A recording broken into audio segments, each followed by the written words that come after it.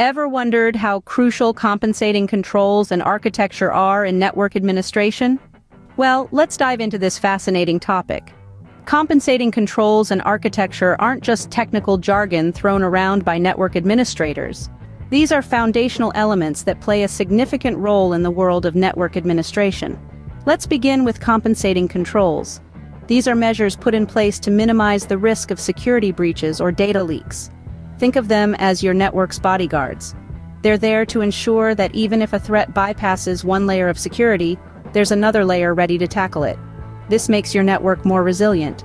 And let's face it, in today's digital landscape, who doesn't want a robust network? Now let's shift gears to architecture. If compensating controls are the bodyguards, then the architecture is the blueprint of your castle. It's all about organizing and structurifying your network in a way that optimizes performance and security. The architecture determines how your network components interact, how data flows, and how resources are allocated. In essence, a well-designed architecture can be the difference between a network that's a joy to manage and one that's a constant headache. So, you see, compensating controls and architecture are not just fancy buzzwords. They are critical components that can significantly enhance the security and efficiency of a network. Understanding these elements can significantly enhance the security and efficiency of a network. So, let's delve deeper into this fascinating world. Let's delve into a real-life case where compensating controls and architecture played a crucial role. Picture a bustling metropolitan hospital, home to thousands of patients' data, medical histories, and health records. The hospital's network administration was initially set up with a traditional perimeter-focused architecture. This meant that once an individual gained access to the network, they could roam freely across all the systems. However, this setup posed a significant problem. As the hospital grew, so did the complexity and scope of its network. More systems were added, and with each one, the risk of a security breach increased. Imagine a scenario where a single compromised account could potentially lead to a massive data breach, affecting thousands of patients' sensitive information. This was a real and looming threat for our hospital.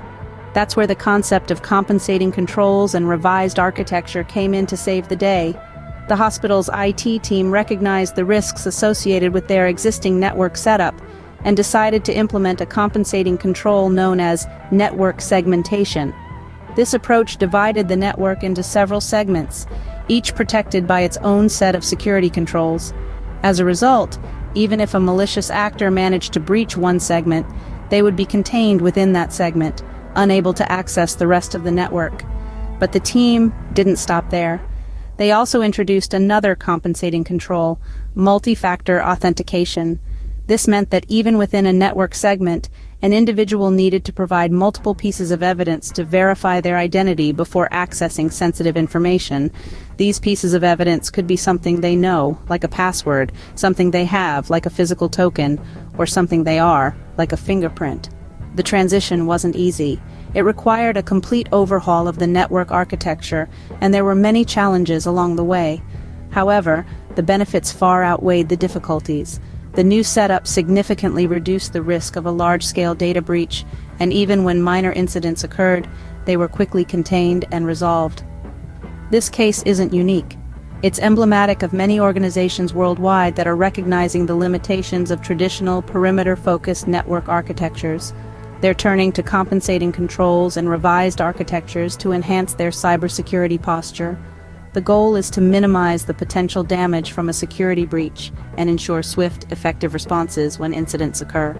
In conclusion, this real-life case at our Metropolitan Hospital beautifully illustrates the power and effectiveness of compensating controls and revised architecture.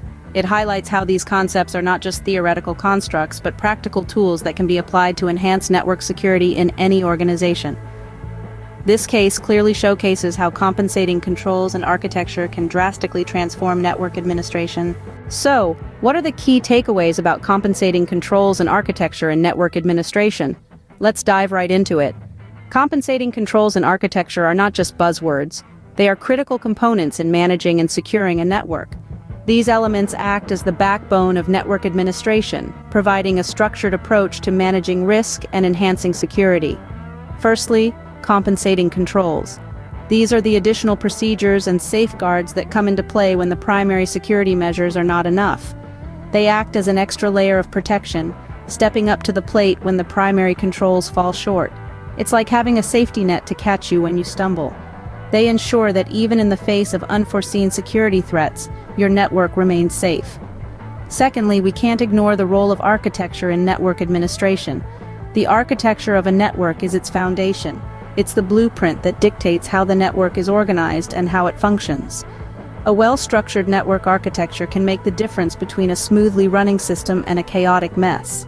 Moreover, architecture plays a pivotal role in enhancing network security. A well-designed network architecture can prevent unauthorized access, protect sensitive data, and even mitigate the impact of cyber attacks.